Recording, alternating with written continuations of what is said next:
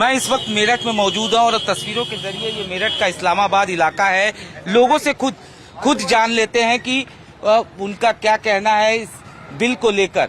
जिस तरीके से आज संसद में अगर बात किया जाए, लोकसभा में वक्फ संशोधन बिल पेश किया जा रहा है, इसको लेकर आपकी क्या प्रतिक्रिया है? ये गलत है। ये हमारा मतलब घर का अपना मसला है। ये तो हमारे वो है, वक्फ की जमीन जायदाद हमारी है। ये मतलब कहने का बीच में टांग क्यों अड़ा रहे इसमें? गवर्नमेंट इसमें मतलब हमारे क्यों खींचना चाह रही है? कई जगहों पे इस बिल को लेकर लोगों में खुशियां हैं, लेकिन आप लोगों की क्या प्रतिक्रिया है?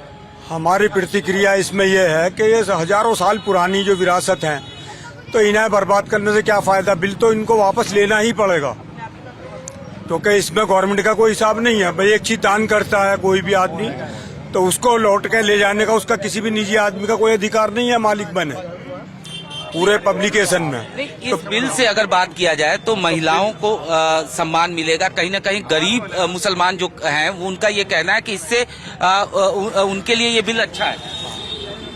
ये वक्फ बिल बोर्ड में जो सरकार हस्तक्षेप करने का काम कर रही है, क्योंकि जो वक्फ बोर्ड की जमीनें हैं हमारे पुरखों ने वो हमें मुसलमानों को दी हैं बरतने के लिए, और इसमें सरकार जो कर रही है गलत काम कर रही है। खास तौर से मैं इस क्रांतिकारी मेरठ की सरजमी से एक बात बता देना चाहता हूँ, ये चंद्रबाबू नायडू, नीतीश कुमार, चिराग पासवान जी और जैन सिंह जी अगर आज सरकार का साथ देते हैं तो मैं अलग ऐलान कहता हूँ कि हिंदुस्तान का कोई वोट एक भी इनकी पार्टियों को कोई मुसलमान वोट नहीं देगा। और हम इस वक्फ बोर्ड में सरकार जो हस्तक्षेप करने का काम कर रही है ये गलत कर रही है और हम इसका विरोध करते हैं। विरोध क्यों? सवाल ये उठता है कि जहाँ तक जमीनों के कब्जे की बात करें, सरकार आपकी जमीन वक्त की ले तो नहीं रही है। ले तो नहीं रही, हाँ। लड़ा तो रही है सरकार, लड़ा तो रही है सरकार। जो है ये हमें हिंदू मुस्लिम भाईचारे को खत्म करना चाहती है, ये सब बांट देना चाहती है। इसमें ये दम नहीं है कि ये कोई फैसला सही ले ले। फैसला सही नहीं लेती, मुसलमानों के खिलाफ जो होता है वो फैसला लेती है ये सरकार। ये इस सरकार को जो विकास कार्य काम है पब्लिक का ध्यान भटकाने के लिए ये वक्फ बोर्ड का बिल लेकर आए हैं, जिससे कि आम जनता हिंदुस्तान की विकास कार्य के जो सरकार जो जिन कामों में विफल है उन कामों पर ध्यान न दे और वक्फ बोर्ड पर ध्यान का दिमाग डाइवर्ट करता है सरकार। ये सरकार निकम्मी सरकार है। जी भाई साहब, आपकी क्या प्रतिक्रिया है? बोलो। मैं साहब आप सभी और हिंदुस्तान के तमाम वरिष्ठ नेता और प्रधानमंत्री जी से रिक्वेस्ट करता हूं कि ये हमारी हजारों साल पुरानी परंपरा है, हमारे मजहब का मामला है। हुकूमत का इससे कोई नुकसान नहीं है। ये पब्लिक के एक तरफ ध्यान करके, भाई अगर ये वक्फ बोर्ड पास हो ये बिल पास हो जाता, हम नमाजें कहाँ पढ़ेंगे, मुर्दे कहाँ दफनाएंगे? तो जमीन आपकी कहाँ कोई ले रहा है? नहीं तो कानून तो इनका लगा। एक मिनट भाई, इसमें क्यों दखल अंदाजी दे रहे हैं सर? मेरी बात सुनिए, आपका मकान है, आप 3 मंजिल बनाओ 6 मंजिल बैनामा, मुझे क्या दखल है आपको अंदाज में? क्यों कर रहे हैं ये? हजारों साल और भी तो सरकारें आई सर, हजारों सरकारें आई, किसी ने को नहीं। और ये तो हमारे कुरान है कि हमारे मजहब इस्लाम में वक्फ है और ये खत्म नहीं होने का। हम गवर्नमेंट से अपील करते हैं कि इस बिल को वापस लिया जाए। Thank you very much. संशोधन बिल आज लोकसभा में पेश किया जा रहा है। इस बिल पर हर किसी की नजर है। वाराणसी में भी इस बिल का बेसब्री से इंतजार किया जा रहा है। खासतौर से जो मुस्लिम समाज के लोग हैं उनकी नजर इस बिल पर टिकी हुई है। हमारे साथ बातचीत के लिए मौजूद हैं अंजुमन इंतजामिया कमेटी के ज्वाइंट सेक्रेटरी SM यासीन साहब, जो ज्ञानवापी के पक्षकार भी हैं।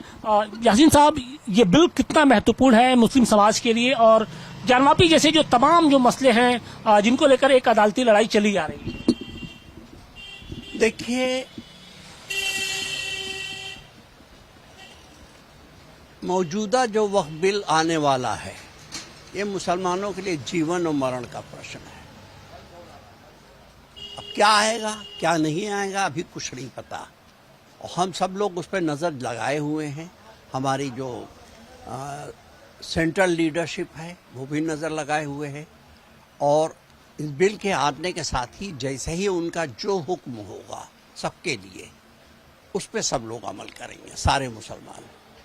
आपने, चूंकि आप वाराणसी में मुस्लिम समाज की नुमाइंदगी भी करते हैं, लोगों से क्या अपील करना चाहिए?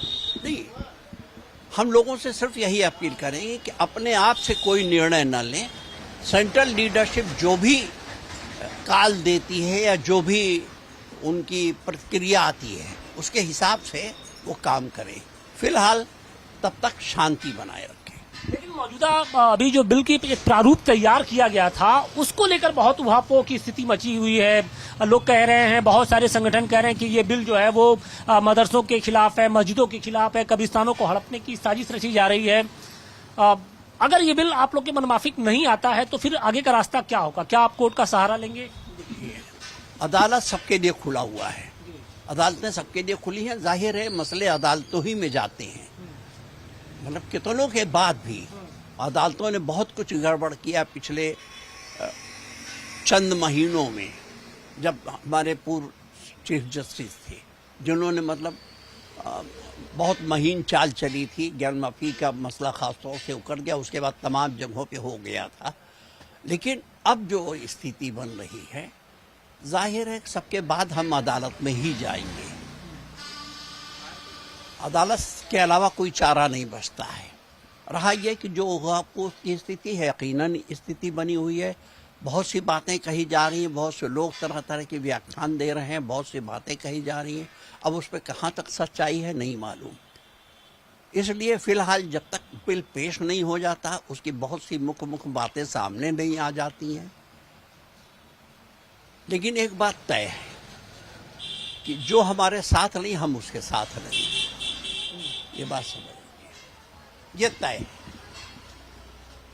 टीडीपी ने और जेडीयू ने तो बिल के समर्थन का ऐलान कर दिया है, एलजेपी ने भी समर्थन का ऐलान किया है। टीडीपी ने भी कर दिया, चिराग पासवान ने जी कर दिया, सबने कर दिया है। ठीक है, ये उनका अपना फैसला है, क्योंकि उनकी अपनी मजबूरियां, उनकी अपनी ज़रूरतें हैं।